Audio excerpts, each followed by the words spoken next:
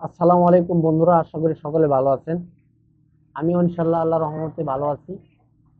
আজকে আকাশের পরিস্থিতি মোটামুটি অনেক ভালো আছিল। আজকে সারাটা দিন আজকে কোনো বৃষ্টি নাই এবং রোদ, বাইরে রোদ এবং সূর্য। আমরা আজকে কয়েকটা দিন পরে আজকে আমরা সূর্যের আলো দেখতে পেয়েছি সবাই।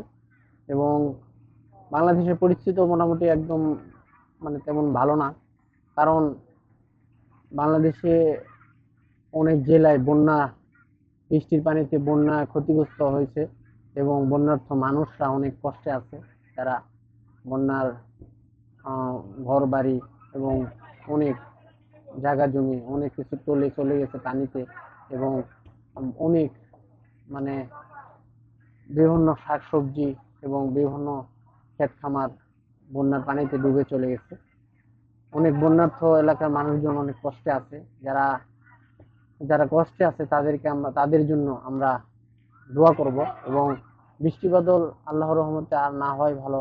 বৃষ্টি বাদল হইলে প্রাকৃতিক দুর্যোগ, এগুলা এগুলা এগুলা হইলে গেলে আমাদের অনেক, বাংলাদেশ নিচু দেশ, নদীমাতৃক দেশ, অল্পতেই পানি অনেক বেশি হয়ে যায়, পানির প্রবলেম। এবং পানি, রাস্তাঘাট অনেক ডুবে চলে যায় এবং মানুষদের অনেক বন্যার্থ এলাকা ডুবে চলে যায়, প্লাবিত হয়ে যায় এবং মানুষদের ক্ষতি হয়ে যায়।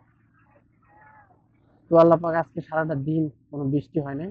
আজকে সূর্য আলো আমরা দেখতে পেরেছি এবং সূর্য উঠেছে।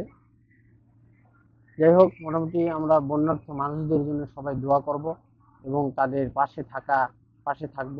এবং তাদের স্বাভাবিক জীবনে যেন তারা ফিরে ফিরে আসে এবং বন্যার পানি যেন অতি তাড়াতাড়ি নেমে চলে যায়, তাদের জন্য দোয়া করব। ইনশাল্লাহ সবাই ভালো থাকবেন। আসসালামু আলাইকুম। আমিন।